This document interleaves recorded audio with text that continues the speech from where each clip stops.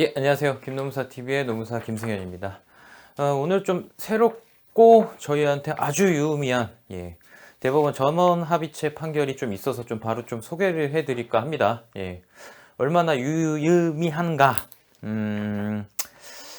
노동 사건에 있어서 정말 좀 수건? 뭐 저한테는 뭐 약간의 수건이었고, 뭐 노동자분들에게 있어서도 뭐 이제 좀 합리적인 길이 열리지 않았나 이렇게 생각을 합니다. 이번 전원합의체 뭐 사건 번호부터 좀 불러드릴게요. 뭐 대법원 2019년 두 52386. 이 판결이 뭐느냐? 이거 기본 지식을 좀 필요로 하는데요. 이 소송에 있어서는 소의 이익이라는 게 있습니다. 뭐 그 전에 뭐 소송 요건이라는 게 있는데 마찬가지로 이제 여러분들이 어디다 뭐 행정기관에다가 어떤 판정을 해달라고 내는 데는 이 신청 요건이라는 게 다 있어요. 좀 쉽게 설명드리면은 관문이에요, 관문. 여기가 좀 이렇게 제가 설명드리려고 좀 미리 좀 써놓은 게 있어서 그러는데, 자, 여기 제가 박스를 쳐서 보면은, 이게 여러분이 억울한 지점이에요. 여기가 나 억울한 지다. 억울하다. 여기 판단해 달라. 이게 판단 대상물인데, 이것을 판단하기 위해서는 여기를 뛰어넘어야 돼요. 여기가 이제 뭐 소송 요건이라고 하죠. 여기를 뛰어넘지 못하는 청구는 여기를 아예 판단을 하지 않습니다. 이 문제에 대해서 이번에 판정이 있었던 거예요. 자, 각설하고 노동위원회에 저희가 이제 판정을 구하는 사건들 있잖아요. 여러분들 노동자들 노동위원회 많이 가시잖아요. 노동사건은 특히 바로 소송으로 안 가는 경우가 솔직히 대다수입니다. 이 노동위원회에 간 사건이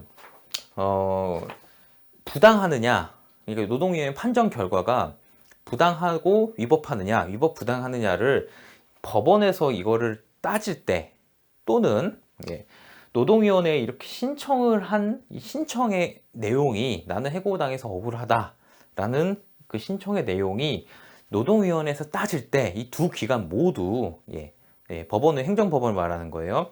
이 소송 요건 또는 그 신청 요건을 뛰어넘어야 본안 판결을 받을 수 있다. 이러한 기초 배경 지식이 필요합니다. 이번 건을 이해하기 위해서. 근데 이 배경 소송 요건이 참 여러 개가 있는데 문제되는 게 뭐냐면 소의 이익이라는 게 있어요. 소의 이익. 신청의 이익, 소의 이익. 자, 노동위원회에서는 이걸 신청의 이익이라고 부를 것이고, 뭐 행정법원에서는 이걸 소의 이익이라 부르겠죠. 근데 그동안 이 태도가 뭐였냐면 기본적으로 노동위원회라는 제도는 사용자에 대해서 어떤 자기적인 이행 명령을 구하기 위해 이행 강제금을 부과하거나 이제 예를 들어 뭐 부당한 해고, 위법한 해고였으면 복직하고 임금 상당액을 지급해라. 뭐 이런 명령을 강제하기 위한 어떤 행정벌을 부과하거나 그래도 말을 듣지 않으면은 형사 고발을 노동위원회가 형사 고발을 하는 행태로 이루어지는 이 구제 명령의 내용이 기본적으로 어디에 전제하고 있냐면 원직을 복직할 수 있다는 그 사실을 전제하고 있는 거예요. 오로지 원직 복직. 자, 임금은 부차적인 문제예요. 원직이 복직이 돼야 그 다음에 임금을 논의할 수 있고 원직이 복직이 돼야 이 해고를 따질 수 있는 그 이익이 있단 말이에요. 이익이. 그러니까 예컨대 원직을 복직할 수가 없다면 이 소송 요건 자체가 결여되고 신청 요건 자체가 결여돼서 본안 판단을 하지 않겠다. 이것이 기존 그 노동위원회와 우리 행정법원의 태도였어요. 그리고 이제 어떻게 해결을 하라고 얘기하냐면, 자, 너희가 이 이익이 사라졌으니까 원직에 복직할 수 없는 그 상황 때문에 이익이 사라진 거였으면은 별도로 민사법원에 가서 따져서 싸워라. 이렇게 이제 계속 판단을 해오고 있었던 거예요. 장시간 동안. 억울한 일이죠. 노동자 노동위원회 서비스를 이용을 하다가도 민사사건으로 반드시 갈 수밖에 없는 구조였어요. 이런 경우. 자, 그러면 우리가 이 신청의 이익이 없어지는 경우, 소송의 이익이 없어지는 경우가 어떤 경우냐면 이런 경우들이 있어요. 제가 미리 적어놨어요. 기간제 노동자 같은 경우. 기간제 노동자 같은 경우 어때요? 기간의 만료가 예정이 되어 있기 때문에 부당해고를 당하면은 어때요? 그 기간이 종료되면 원직 복직할 수가 없죠. 이미 기간이 끝났기 때문에. 뭐 예컨대 이렇게 설명드리면 계약 기간이 뭐 2020년 12월까지인데 2020년 4월에 해고당했단 말이에요. 근데 이걸 분쟁을 다투는 도중에 2020년 12월이 도달하면은 이걸 이겨도 원직 복직을 어차피 하지 못하니까 나머지 부당한 해고였는지 맞느냐 여부를 판단하지 않겠다 이런 얘기고, 또 금전보상 명령을 신청하는 경우 이게 노동위원회 이런 제도가 있습니다. 원직 복직에 가름하여 금전을 달라 이런 제도가 있습니다. 근데 여지까지 이 제도가 왜 작동을 못하고 있었냐면은 원직 복직을 할 수가 없게 됐다면 이것도 안 한다는 거예요. 이것을 판단하지도 않겠다는 거예요. 예. 가름한 원직의 복직에 가름한, 가름할 수 있는 대상물이 사라지면 금전보상 명령도 하지 않겠다. 이런 소의 이익 자체가 사라지고 신청의 이익이 사라진다. 이러한 판정례들이 꽤 보였다는 거죠. 예. 또 뭐가 있어요? 예. 이거는 아마 이제 제가 보기에는 이제 이번 대법원 판결로 인해서 변경되리라 보는데, 당사자가 원직 복직을 원하지 아니하고 금전보상 명령을 신청한 경우 사용자가 원직 복직을 그냥 명령하는 경우, 나는 원직 복직 원하지 않아서 금전보상 명령을 신청했는데 어떻게 되느냐? 그동안은 금전보상 명령 그 자체에 대해서 소액의 이익을 인정하지 않았기 때문에, 신청의 이익을 인정하지 않았기 때문에 이 사건은 각하된단 말이에요. 사용자가 원직 복직을 했잖아요. 그럼 원직에 가름한 그 무엇이 없단 말이에요. 가름한 금전보상 명령을 할 수도 없다.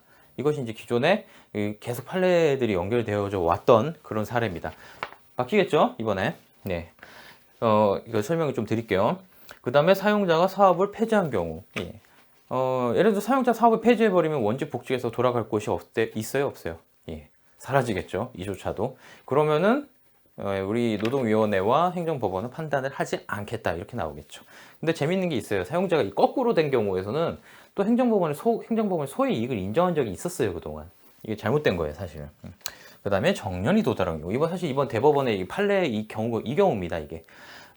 이게 지금 이렇게 노동위원회에 와서 해고를 막 다투고 그 다음에 법원까지 가서 해고를 막 다투고 있었는데, 예. 그 기간에 하면서 이미 정년이 도달해 버린 거예요. 노동자에. 정년 도달하면 어떻게 돼요? 복직이 안 되죠. 원직 복직을 할 수 없으므로 애초에 신청에 이익이 없다. 이렇게 해서 그동안은 소액이 없어서 우리가 판단하지 않겠다. 이 사건이 아마 이렇게 됐을 거예요. 막 몇 년, 막 수년 동안 소송을 이어오고 있는데 소송 기간 중에 갑자기 끝난 거예요. 정년으로. 그러면 다시 그 사람은 다시 1심 민사소송을 다시 시작해야 된다는 얘기예요. 이게 좀 억울하지 않겠어요? 저희도 그런 케이스 사건들이 좀 덜어 봤습니다. 예.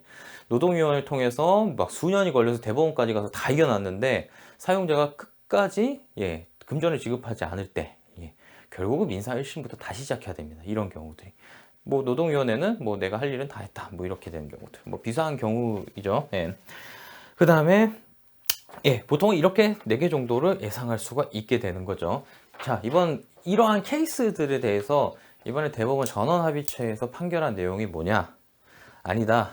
금전보상 명령이나 또는 그 금전의 대상만으로 한 소송의 이익 자체를 인정할 수 있다. 그러니까 원직 복직이 반드시 되지 아니하더라도 다른 것에 대한 구제 이익, 즉 판단할 이익이 있다. 이렇게 판결의 내용을 바뀌었습니다. 예. 어떻게 보면 되게 당연한 얘기인 것 같지 않아요?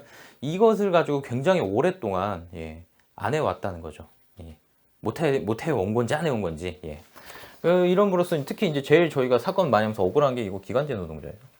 정말 비정규직 노동자 같은 경우는 금세 계약 기간이 끝나는데 받아야 될 임금이 있음에도 불구하고 계약 기간이 종료됐다는 이유로 노동위원회에서 정말 많이 사건을 그동안 각하해 왔어요. 근데 이 판례가 만들어지기까지 사실 역사가 꽤 깁니다. 노동위원회에서 이거에 반발하는 판정도 꽤 많이 내놨어요. 저희가 했던 사건 중에서도 그 유명한 물류업체 사건이 있는데 거기서 그 판정에서도 소송의 이익 문제에 대해서 우리는 대법원의 판례에 따르지 않겠다 그래서 판정을 내놓은 적도 있고 행정법원에서도 더러 판결이 바뀌기도 했습니다. 하지만 대법원이 워낙 완고했기 때문에 그동안 바뀌지 않았던 거예요. 자, 그럼 어떻게 돼요? 이제 기간제 노동자 날짜가 지나도 할 수 있고 금전보상 명령도 할 수 있고 사용자 폐지, 이거는 약간 법원에서 정확히 명시적으로 언급하진 않았어요, 이번에 사실은. 근데 그 논리에 따르면은 사업이 폐지된 경우에도 어떻게 돼요? 이행강제금은 법인한테 부과하는 것도 아니고 사용자한테 부과하고, 그 다음에 그 행정벌 플러스 형사처벌에 대한 고발도 어차피 사용자한테 하기 때문에 구제의 이익이 없다? 아니, 이 논리대로는 구제의 이익이 있게 되죠. 예. 그렇게 되면 사업이 폐지한 경우라 하더라도 노동위원회는 그대로 진행할 수 있고 행정사건도 그대로 진행할 수 있다는 뭐 논리에 귀결되게 되겠죠. 정년이 도달한 경우도 마찬가지로. 예. 왜? 그동안 못 받았던 임금에 대해서 예, 지급을 청구할 수 있게 되니까. 이런 거.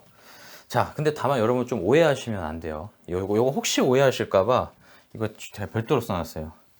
자, 좀 다른 색깔로 해보죠. 자, 사법적 권리 판단이 이렇게 판례가 바뀌었다고 해서 사법적 권리 판단이 필요가 없느냐? 이건 또 아니에요. 이번 대법원 전원합의체 판결에서도 나온 얘기가 뭐냐면, 자, 사법적 권리가 이거를 우리가 인정한다고 해서 신청의 이익, 소의 이익이 그 원직 복직이 안 돼도 인정한다 해서 이 권리가 바로 그 인정을 한다고 해서 이 권리가 바로 생기는 것은 아니다.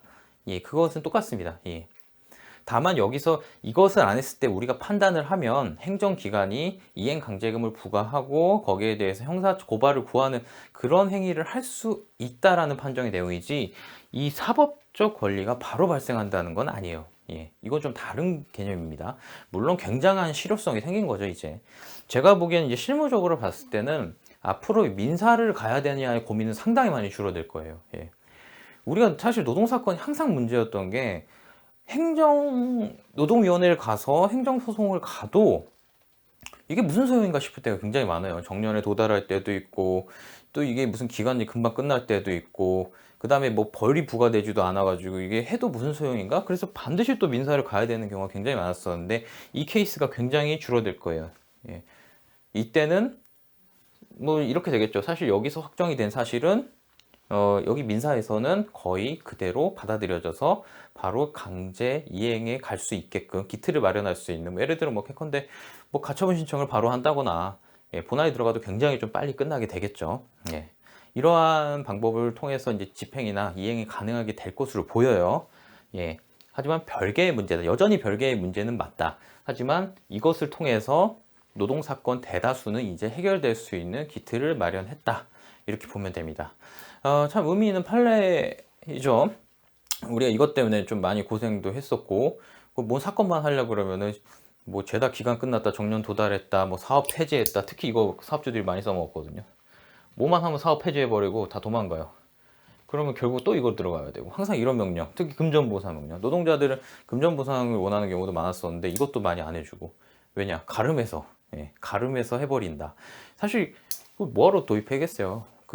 원직복직 명령, 원직복직 안 되면 이거라도 해달라. 이게 법에서 이걸 동원한 건데, 입법을 한 건데, 소용이 없게 됐었죠, 그동안, 그 관계에서는. 예, 아무튼 이번 전원합의체, 이번 판결로 인해서 어느 정도 이 문제는 일단락되고 좀 정리가 될 것 같습니다. 굉장히 유의미하고요. 예, 깊은 일이죠. 예. 이거 참 오래 걸리고 올해는 이렇게 좀 의미 있는 노동 전환합의체 판결이 꽤 많이 나올 걸로 예상은 되고 있어요. 뭐 이것도 보이고 뭐 최근에 뭐 통상임금에 관한 것도 나왔었고 뭐 줄줄이 예정이 돼 있다고 하니까 이렇게 나올 때마다 좀 소개를 드리고자 합니다. 예. 이 문제로 뭐 고민하시는 분들 있으면 여기 네이버 카페 주소 나가니까 거기 남겨주시고요. 예, 좋아요, 구독 부탁드리겠습니다. 예, 김동사 TV 오늘 여기까지 좀 새로운 좀 소식이 있어서 알려드리고 예, 마치겠습니다. 예, 감사합니다.